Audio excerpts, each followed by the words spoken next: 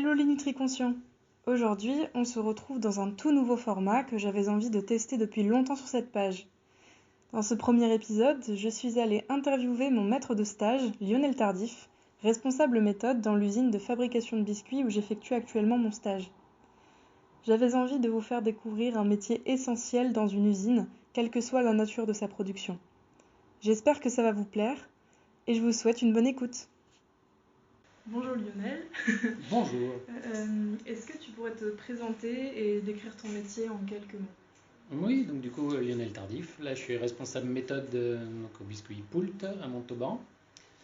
Notre usine fait partie d'un grand groupe de biscuits, fabrication de biscuits sucrés et salés également, qui est composé de plusieurs usines, même à l'international. Donc le groupe s'appelle Biscuits International. Mon métier ici sur le site de Montauban, donc gérer le service méthode. Aujourd'hui, notre objectif est réellement de travailler sur la maîtrise des procédés, donc fabriquer nos biscuits de façon stable et répétée. Toujours le même biscuit sur n'importe quelle ligne, avec n'importe quel opérateur. Donc travailler sur ces données techniques qui nous permettent d'avoir cette stabilité, former les opérateurs qui soient vraiment compétents sur ces données-là et sur la maîtrise de chaque étape du process. Ok. Et du coup, quel parcours tu as emprunté pour en arriver là où tu en es aujourd'hui?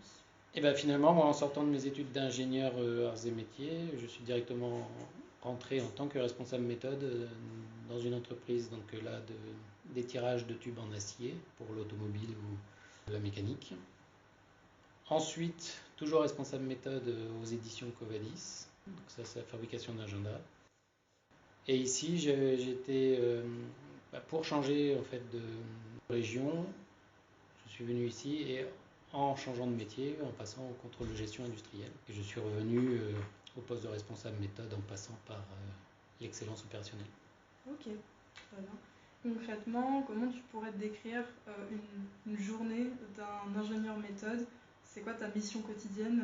Donc une journée méthode, c'est déjà, il y a des rituels quotidiens, des points performance pour avoir une vision des résultats de la veille et des problèmes rencontrés la veille. Ce qu'on a perdu, voilà, ça, sur les lignes, pourquoi, donc du coup mettre en place des actions par rapport à ça. Et ensuite, c'est le suivi de projet, puisque du coup, on a eu telle problématique, on ouvre un projet par rapport à ça, si bien évidemment le problème est important. On ouvre un projet par rapport à ça, et donc ensuite, c'est le suivi de tous ces projets qui sont lancés, planifier des réunions avec toutes les personnes intéressées, travailler avec eux, définir des actions, des plans d'action, suivre ces plans d'action, etc. Donc c'est du suivi. Ok, très bien. Et du coup, selon toi, quelles sont les qualités requises pour ce métier-là? Donc dans ce métier, c'est déjà du bon contact humain, puisqu'il faut savoir travailler avec n'importe quel service de l'entreprise, connaître la gestion de projet, travailler en équipe, être curieux, parce qu'il faut, quelqu'un qui dit oh, j'ai eu ça comme problème, il peut le dire de façon à ce qu'on n'a pas la sensation que c'est un véritable problème, mais si on creuse un peu, on peut s'apercevoir qu'il y a un vrai souci, et donc du coup déterminer ce qu'il faut déjà lancer pour pouvoir analyser ensuite. Donc il faut être curieux et des grandes capacités d'adaptation et pas trop stressé quoi. C'est ça. Et savoir passer d'un sujet à l'autre rapidement. Ok.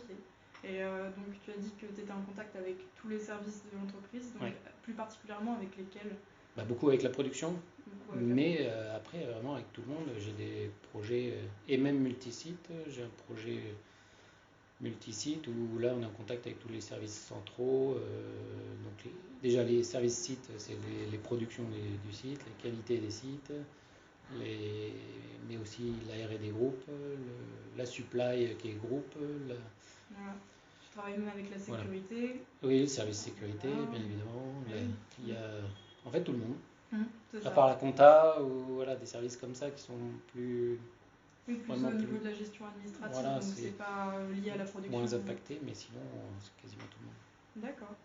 Pour finir, est-ce que tu aurais une expérience qui t'a marqué quand tu as été, peut-être ici, parce que c'est plus axé agroalimentaire, Mais après, voilà, en tant qu'ingénieur méthode, une expérience qui t'a marqué, une optimisation que t'as menée à bien, un projet que t'as réussi.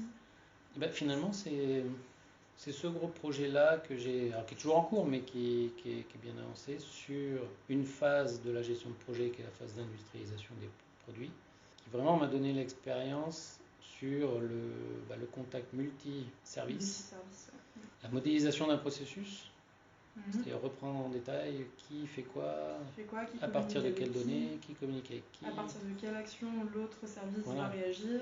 Et ça, c'était très apprenant parce que du coup, on s'aperçoit vraiment de tout ce qu'il y a à faire, de toutes les interactions qu'il y a et du coup de tout, voilà, et toute la communication qu'il doit y avoir.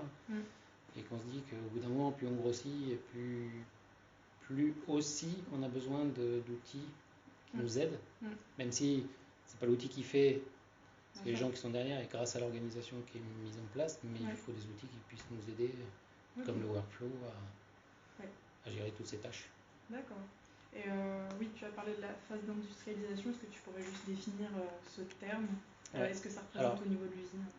Ici, donc c'est vrai qu'on peut parler d'industrialisation dans le sens où je vais développer, faire des essais pour industrialiser un produit. Là, ce qu'on nous donne comme définition de la phase d'industrialisation, c'est à partir du moment où un client nous a donné le go pour fabriquer un nouveau produit pour lui, que le produit soit tout nouveau ou que ce soit juste une déclinaison qu'on fait déjà pour un autre client par exemple, jusqu'au moment où on lui fabrique cette production, ce produit pour la première fois. Ce qu'on appelle une entrée en production. Et ce qu'on appelle l'entrée en production. Ok, très bien, je te remercie. Et bien avec plaisir.